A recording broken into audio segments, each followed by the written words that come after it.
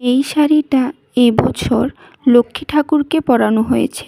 না না, মাটির লক্ষ্মী ঠাকুরকে নয়, আমাদের কলা গাছকে লক্ষ্মী ঠাকুর বানিয়ে পুজো করা হয়।